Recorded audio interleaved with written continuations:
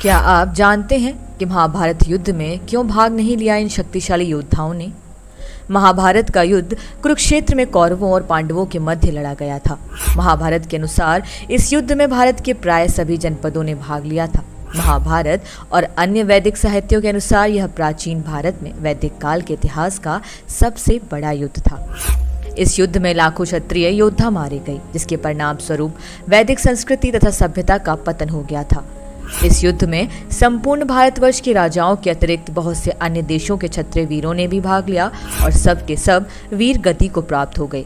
लेकिन कुछ ऐसे भी योद्धा थे जिन्होंने महाभारत युद्ध में भाग नहीं लिया। जानते हैं कि इन शक्तिशाली योद्धाओं ने युद्ध में भाग क्यों नहीं लिया। परशुराम जैसे महान ऋषि कभी इस आधार पर पक्ष नहीं चुनते कि कौन किस पक्ष से लड़ रहा है।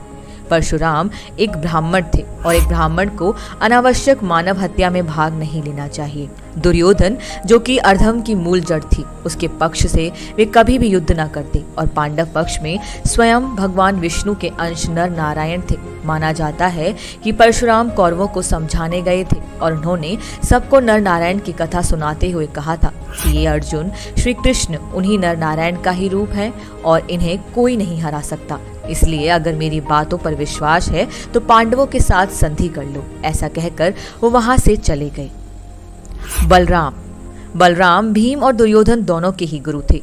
उन्होंने कृष्ण से कहा कि भीम और दुर्योधन दोनों ही मेरे शिष्य और गदा युद्ध में कुशल हैं और मैं दोनों से बराबर प्यार करता हूँ। इसीलिए मैं किसी एक का पक्ष लेकर दूसरे को निराश नहीं कर सकता। इसीलिए मैं तीर्थों पर जा रहा हूँ।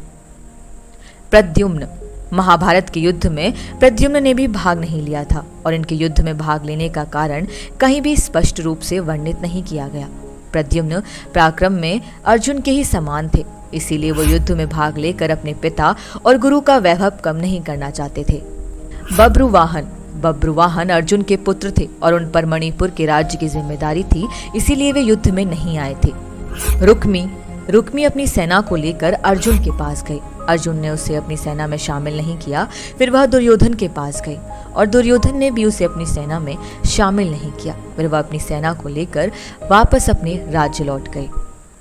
कैसी लगी आपको ये रोचक जानकारी? इसी तरह की रोचक जानकारियों के लिए हमारे चैनल को सब्सक्राइब करें। धन्यवाद।